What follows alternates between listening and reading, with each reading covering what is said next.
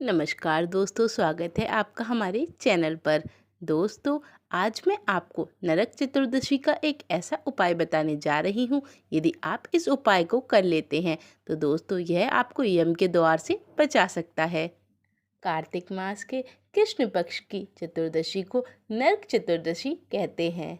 इस चतुर्दशी को नरक निवारण चतुर्दशी और काली चतुर्दशी के नाम से भी जाना जाता है। इस दिन मृत्यु के देवता यमराज, माता काली और भगवान कृष्ण की आराधना करना बहुत ही अधिक शुभ होता है। यदि आप चतुर्दशी का व्रत करते हैं और साधना करते हैं तो इसका फल कई गुना बढ़ जाता है। दोस्तों, नरक चतुर्दशी के दिन प्रातःकाल स्नान करके यम तर्पण अवश्य करना चाहिए। जिस प्रकार हम लोग पितृ तर्पण करते हैं, सूर्य तर्पण करते हैं, उसी प्रकार हमें नरक चतुर्दशी के दिन प्रातःकाल यम तर्पण भी करना चाहिए। इस दिन हमें 3 अंजलि जल यमराज के निमित्त अर्पण करना चाहिए और शाम को यम के नाम से हमें दीपदान अवश्य करना चाहिए। ऐसा करने से यमराज बहुत अधिक प्रसन्न होते हैं और दोस्तों आपकी कभी भी अकाल मृत्यु नहीं होगी। तो चलिए दोस्तों, बताते हैं कि आपको यम के नाम का दीप किस दिशा में और किस प्रकार जलाना है।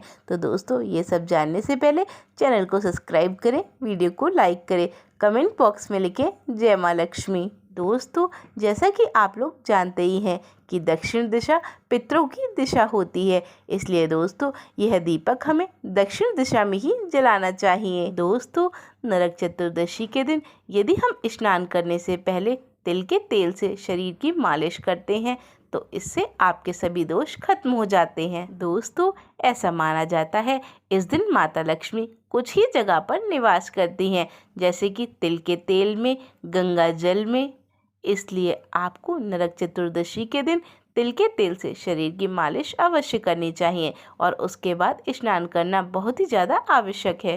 दोस्तों, इस दिन की एक मान्यता है। ऐसा माना जाता है इस दिन भगवान कृष्ण ने नरकासुर का वध किया था, इसलिए हम नरक चतुर्दशी मनाते हैं। नरक चतुर्दशी के दिन आपको रात्रि के समय में यह उपाय अवश्य करना चाहिए।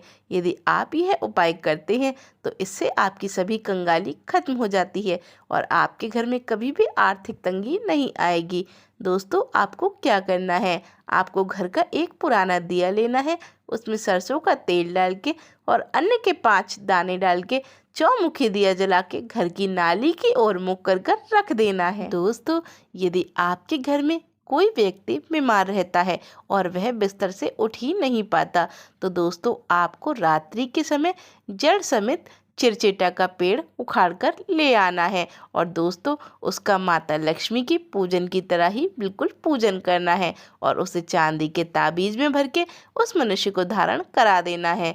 देखिए दोस्तों कि इस उपाय से आपका कितनी जल्दी फायदा होता है। दोस्तों, हम आपकी 100% गारंटी लेते हैं कि आपको इस उपाय से अवश्य लाभ मिलेगा।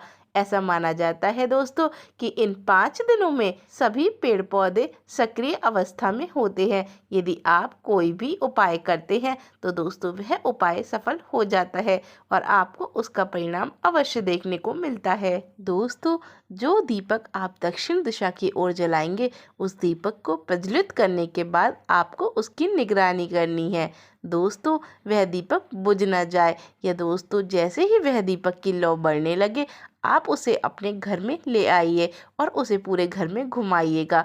दोस्तों, घर में लाना बहुत ही अधिक शुभ होता है और उस दीपक से काजल पाक कर बच्चों की आंखों में लगाने से बच्चों की आंखें कभी भी कमज़ोर नहीं होती हैं।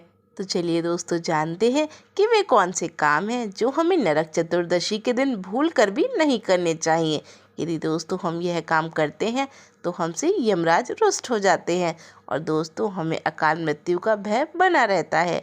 दोस्तों, नरक चतुर्दशी के दिन आप इस बात का विशेष ध्यान रखें कि आपको दक्षिण दिशा की तरफ किसी प्रकार की कोई भी गंदगी नहीं करनी है।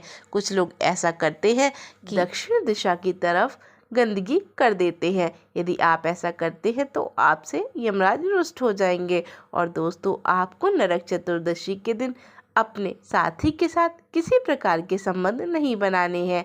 दोस्तों यह पंचदिवसीय दिन इतने अधिक शुभ होते हैं। इस दिन यदि आप कोई भी गलत कार्य करते हैं तो आपको उसका परिणाम अवश्य मिलेगा।